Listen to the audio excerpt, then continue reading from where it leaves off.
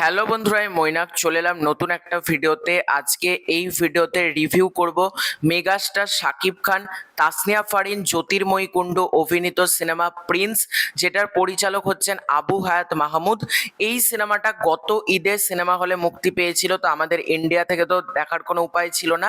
তো গতকাল ফাইনালি উৎসব যে নতুন ওটিটিটা এসেছে বাংলাদেশের, তাদের ওয়েবসাইট থেকে সিনেমাটা দেখলাম এবং সিনেমাটা দেখার পেছনে ফুল ক্রেডিট কিন্তু একজনকে দিতে হবে। সেটা হচ্ছে আমার অত্যন্ত এক কাছের দাদা, বাংলাদেশে থাকে, তার নাম হচ্ছে রিয়াজ হোসেন। সে কিন্তু অ্যাক্সেস না দিলে এই সিনেমাটা আমি দেখতেই পারতাম না, কারণ এখনো পর্যন্ত ভারতের সাবস্ক্রিপশন প্ল্যান বলো বা ভারত থেকে যে পেমেন্ট গেটওয়ে বা ভারতের নাম্বার দিয়ে লগ ইন করা, কোনোটাই কিন্তু এই মুহূর্তে হচ্ছে না। ক্রেডিটই কিন্তু হচ্ছে রিয়াজ হোসেন দাদা, তার কাছ থেকে কিন্তু আমি অনেক সিনেমার আপডেট পাই। তো আজকের এই ভিডিওতে রিভিউ করব প্রিন্স সিনেমার। গতকাল রাত্রিবেলায় ইন্ডিয়ান টাইম 11:30টার সময় প্রিন্স আপলোড করা হয়েছিল এবং তখন আমি ভাবলাম রাত জেগে সিনেমাটা দেখে সকালবেলাতে আমি রিভিউটা ছেড়ে দিতে পারবো, কিন্তু ওয়েবসাইট হঠাৎ হঠাৎ সার্ভার ডাউন হয়ে যাচ্ছে। মানে অর্ধেকটা প্রিন্স দেখলাম, সার্ভারটা ডাউন হয়ে গেল, পুরোপুরি ব্ল্যাক, কিচ্ছু প্লে হচ্ছে না। কিছুক্ষণ বাদ আবার সার্ভার এলো, আবার প্লে করলাম, ছবি আটকে যাচ্ছে, বাফারিং হচ্ছে, দিয়ে আমি বন্ধ করে ঘুমিয়ে পড়েছিলাম। সকালবেলা ভাবলাম সিনেমাটা দেখবো, ভোরবেলাতে উঠলাম, তখনও পর্যন্ত সেই বারবার ছবি আটকাচ্ছে, বাফারিং করছে।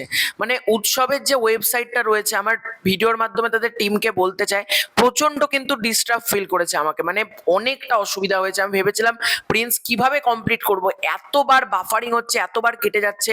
মানে নেটের স্পিড আমার মানে পুরোপুরি হাই থাকা সত্ত্বেও কোনো অবস্থাতেই প্রিন্স চলছিল না। দিয়ে অনেক কষ্টে অনেক করে প্রিন্স কিন্তু দেখতে পেরেছি এবং খুব কষ্ট করে দেখেছি, অনেকটা টাইম লেগেছে, নাহলে আমার রিভিউ কিন্তু আরো আগে চলে আসতো প্রিন্সের। প্রিন্স ছবিটা কেমন লাগলো, এবং প্রিন্সের আমি থাম্বনেলে লিখেছি এক্সটেন্ডেড কাট। এবার সত্যিই কি এক্সটেন্ডেড কাট, সেটা নিয়েও কিন্তু আজকের এই ভিডিওতে আলোচনা করব। তার আগে ছোট্ট অনুরোধ করব, তোমাদের যদি ভিডিওটা ভালো লাগে ভিডিওতে একটা লাইক করো, কমেন্ট করো, চ্যানেলে প্রথমবার হয়ে থাকলে চ্যানেলটাকে অতি অবশ্যই কিন্তু আগে সাবস্ক্রাইব করে দিও। প্রিন্স এই সিনেমাটা মানে ঈদে যতগুলো সিনেমা মুক্তি পেয়েছিল সব থেকে খারাপ রিভিউ পেয়েছিল, এবং আমি দেখার আগেও ভাবছিলাম সিনেমাটা কি সত্যি এতটা খারাপ হয়েছে। তো সিনেমাটা কেমন লাগলো, সিনেমাটার গল্প সম্পর্কে একটু করে যদি বলি, এই সিনেমার দুটো চ্যাপ্টারে ভাগ করা হয়েছে। চ্যাপ্টার 1 হচ্ছে রাইজিং অফ এ প্রিন্স, মানে প্রিন্সের উত্থান, এবং পরবর্তী চ্যাপ্টারের নাম হচ্ছে once upon a time in Dhaka. এই দুটো চ্যাপ্টারে প্রিন্সকে ভাগ করা হয়েছে এবং প্রিন্সের গল্পটা হচ্ছে একটা নর্মাল চরিত্র ইব্রাহিম।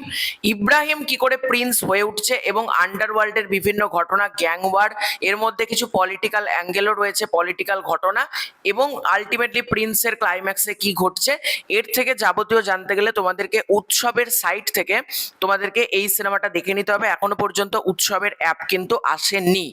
তো সিনেমাটার প্রথম পজিটিভ দিক হচ্ছে এই সিনেমাতে মেগাস্টার শাকিব খানের পারফরমেন্স। মেগাস্টার শাকিব খানের প্রতিটা দৃশ্যের এত সুন্দর অভিনয় এবং তিনি যেরকম ডায়লগ ডেলিভারি করেছেন, সত্যিই কিন্তু সেটার প্রশংসা করতেই হবে। জ্যোতির্ময়ী কুণ্ডু বা তাসনিয়া ফারিন, তাদের চরিত্র কিন্তু প্রচন্ড ছোট, হ্যাঁ, তাদের চরিত্র সেরকম কোনো ইম্পর্টেন্স নেই, তবে তারাও নিজের নিজের জায়গা থেকে খুব ভালো কাজ করেছে। লোকনাথ দের কথা আলাদা করে বলতে হবে। লোকনাথ দে কিন্তু এই সিনেমাতে গোপাল করের চরিত্র প্লে করেছে এবং তার চরিত্রটা অনেকটাই বড়। তো লোকনাথ দে কিন্তু প্রিন্সকে প্রিন্স হয়ে উঠতে যতটা হেল্প করছে সেটা কিন্তু আমরা দেখতে পাবো, এবং লোকনাথ দের ক্যারেক্টারটা কিন্তু সত্যি আমার ভালো লেগেছে। এবং লোকনাথ দের চরিত্রটা কিনে আমার একটা প্রবলেম রয়েছে, সেটা আমি পরবর্তীতে আসছি। এবার যদি বলি প্রিন্সের ভিএফএক্স, যেটা নিয়ে সবার প্রবলেম ছিল, ওটিটিতে কিন্তু ভিএফএক্স অনেকটা আপগ্রেড করা হয়েছে। হ্যাঁ, কখনোই বলবো না ভিএফএক্স দুর্দান্ত হয়ে গিয়েছে, এটা বলা যাবে না, কিন্তু ভিএফএক্স নিয়ে যারা মানে কথা বলেছিল ভিএফএক্স এত খারাপ, মেশিন গানের ছেঁদা দেখা যাচ্ছে না, সেটা কিন্তু অনেক আপগ্রেড করা হয়েছে। এবং কালার গ্রেডিং, সর্বোপরি কালারের কাজ কিন্তু প্রচন্ড ভালো। মানে এই সিনেমার লুক অ্যান্ড ফিল কিন্তু খুব প্রিমিয়াম তোমাদেরকে ভাইবস দেবে। মানে যেহেতু ওটিটি ভার্সনে শোনাই যাচ্ছিল, কারণ মেকার্সরা কিন্তু জানিয়ে দিয়েছিল যে ওটিটিতে অডিয়েন্সদেরকে একবার হলেও প্রিন্স দেখতে, কারণ প্রিন্স কিন্তু ওটিটিতে অনেক বেশি আপগ্রেড করা হবে এবং অডিয়েন্স কিন্তু পিওর সিনেমাটিক এক্সপিরিয়েন্সটা কিন্তু ওটিটিতে পাবে। তো ওটিটিতে কিন্তু প্রিন্সের VFX, CGI, colour grading, look and feel, এগুলো অনেক বেশি কিন্তু প্রিমিয়াম করা হয়েছে, যেটা কিন্তু তোমাদেরকে জানিয়ে দিলাম। অর্থাৎ যারা প্রিন্স দেখে হতাশ হয়েছিলে, বেসিক্যালি ভিএফএক্স দেখে যারা হতাশ হয়েছিলে, তারা কিন্তু উৎসবের ওটিটি মানে সাইটটা থেকে কিন্তু অবশ্যই তোমরা কিন্তু প্রিন্স একবার হলেও চেক আউট করো, কারণ ভিএফএক্স কিন্তু অনেকটা আপগ্রেড করা হয়েছে। এছাড়াও প্রিন্সের ব্যাকগ্রাউন্ড মিউজিকের কাজ দারুণ, আরাফাত মহসিন নিধি ব্যাকগ্রাউন্ড মিউজিকের কাজ করেছে, সেটা দারুণ। প্রিন্সের যে গানগুলো রয়েছে সেই গানগুলোর যেভাবে প্লেস করা হয়েছে সেগুলো ভালো লেগেছে। এবার যদি আসি প্রিন্সের নেগেটিভ দিকে, প্রিন্সের অনেক কিছু নেগেটিভ দিকও কিন্তু রয়েছে। প্রথম প্রিন্সের যেটা নেগেটিভ দিক, প্রিন্সের নেগেটিভ দিক হচ্ছে প্রিন্সের স্টোরি।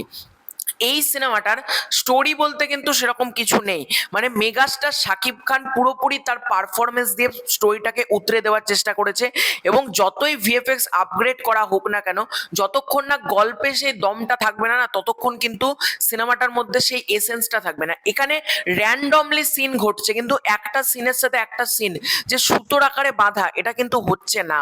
এবং ইন্তেখাব দিনার বলো, বা আমাদের এখান থেকে সুব্রত দত্ত রয়েছে, শাকিব খানের মায়ের চরিত্রে আমরা কল্যাণী মণ্ডলকে দেখতে পাচ্ছি, এই ধরনের আর্টিস্টদেরকে পুরোপুরি ওয়েস্ট করা হয়েছে। আমি দেখলাম কল্যাণী মণ্ডলে কোনো গলাই নেই, মানে কোনো কথাই আমরা শুনতে পাচ্ছি না। সুব্রত দত্তর মনে হয় 3-4টে সিন আমরা দেখতে পেলাম। মাহমুদুল মিঠু যিনি রয়েছেন, বর্দা মিঠু, তারও সেরকম বড় ইম্পর্টেন্ট কোনো কিন্তু ক্যারেক্টার না। মানে প্রতিটা ক্যারেক্টার প্রচুর আছে, কিন্তু কোনো ক্যারেক্টারের গল্পে ইম্পর্টেন্সটা কিন্তু খুব কম। মানে প্রতিটা চরিত্রের, রাশেদ মামুন অপু, সেই চরিত্রটা আরো ভালোভাবে লেখা যেতে পারতো। মানে রাশেদ মামুন অপু দুর্দান্ত একজন অভিনেতা, তাকে এই সিনেমাতে সেরকম স্পেসই দেওয়া হয়নি। দিব্যেন্দু ভট্টাচার্য, স্পেশালি বলতে হবে দিব্যেন্দু ভট্টাচার্য, এই যে আফগানি পাঠান, সে সারাদিন ওই চুরুট টেনে যাচ্ছে, কিন্তু তার যে কতটা ক্ষমতা সেটা দেখানো হচ্ছে না। অনেক কিছু এক্সপ্লোর করতে গিয়েছে সিনেমাটা, এবং প্রতিটা ডিপার্টমেন্টে ছবিটা কিন্তু মানে অ্যাজ রাইটিং যেহেতু ছবিটা ঠিক হয়নি, অনেক কিছু দেখাতে গিয়েছে, কিন্তু প্রতিটা চরিত্রের যে ইম্পর্টেন্স, এই যে দিব্যেন্দু ভট্টাচার্য ভার্সেস সাকিব খান, এই যে ক্ল্যাশটা, এটা কিন্তু গল্পে পুরোপুরি মিসিং। ওদিকে তোমরা যদি লোকনাথদের চরিত্রটা দেখো, লোকনাথদের ভয়েস অন্যজন ডাবিং করেছে, মানে লোকনাথ তো নিজেই নিজের ভয়েসটা দিতে পারতো, তাই না? বুঝতে পারলাম না। এবং সব থেকে বড় ভুল হচ্ছে, এখানে লোকনাথদের চরিত্রের নাম হচ্ছে গোপাল কর, তার বউ পিয়ান সরকার, তারা বাড়িতে পুজো করছে। খুব ভালো কথা। এখানে কিভাবে একজন হিন্দু পরিবারের মানুষ হয়ে বলছে আম্মু আব্বু, মানে লোকনাথদের যে ছেলের কি করে বলছে লোকনাথ দেখে আব্বু, মানে পিয়ান সরকারকে বলছে আম্মু, এটা তো আমার মাথায় ঢুকলো না। মানে দেখাচ্ছ তুমি হিন্দু পরিবার, কিন্তু তুমি আব্বু আম্মু কোথা থেকে চলে এলো? এই যে ছোটখাটো ভুলগুলো প্রচুর রয়েছে। অপরদিকে যেটা ভুল, 90 দশকে যে সিঁড়িগুলো হয়, চলমান সিঁড়ি, সেটা কিন্তু গল্পে থাকার কোনো মানেই হয় না। এটা চলমান সিঁড়ি আমরা দেখতে পাচ্ছি। অপরদিকে চাইনিজ খাবার, মানে জ্যোতির্ময়ী কুণ্ডু মেগাস্টার শাকিব খান, চাইনিজ খাবার 90 দশকে বাংলাদেশে ভাবে ছিল। এবং প্রতিটা ফ্রেমে, এই যে নাখোদা মসজিদ, সিনেমাতে বলা হচ্ছে ঢাকার এই আন্ডারওয়ার্ল্ড চলে যাচ্ছে নাখোদা মসজিদ, এটা কেন? হলুদ ট্যাক্সি, মানে কিছু কিছু জায়গায় হলুদ ট্যাক্সি গুলোকে রিমুভ করা হয়েছে, আবার কিছু কিছু জায়গায় হলুদ ট্যাক্সি থেকে গেছে। এই ডিপার্টমেন্টগুলো কিন্তু আরো বেশি স্ট্রং করা যেতে পারতো। এই সিনেমার কিন্তু অনেক দিক ভুলভ্রান্তি রয়েছে। অপরদিকে সিনেমার যেটা শেষ ভাগ, ক্লাইম্যাক্সটাও ততটা কিন্তু ইম্প্যাক্টফুল আমার জন্য হয়নি। ক্লাইম্যাক্সটাও সেই খাপছাড়া ভাবে আসে।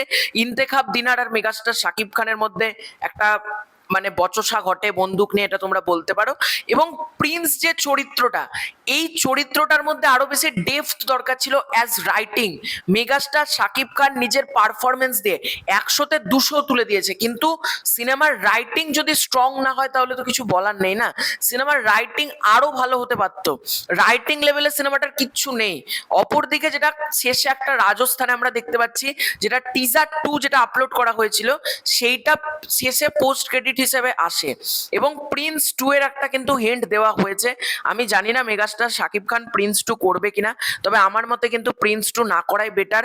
এবং ভিএফএক্স সিজিআর কাজ কিন্তু এই কাজে আপগ্রেড করা হয়েছে। অপরদিকে ওটিটি যে প্ল্যাটফর্মটা রয়েছে, সেই ওটিটিতেও পর্যন্ত বিপ বিপ বাজছে, মানে কে কি কথা বলছে, মানে গালাগালি যদি ওটিটিতে বিপ থাকে তাহলে কিছু বলার নেই, মানে continuously beep beep beep beep বেজেই যাচ্ছে সিনেমার মধ্যে। আর ওটিটি যেটা এসছে উৎসব, এত প্রবলেমেটিক, বারবার সার্ভার ডাউন হয়ে যাচ্ছে। মানে তো তোমাদের কার কার প্রিন্স কেমন লেগেছে কমেন্ট করে জানিও। খুব শীঘ্রই দেখা হচ্ছে নতুন কোনো ভিডিওতে। চ্যানেলে প্রথমবার হয়ে থাকলে চ্যানেলটাকে অতি অবশ্যই কিন্তু আগে সাবস্ক্রাইব করে দিও। Bye bye.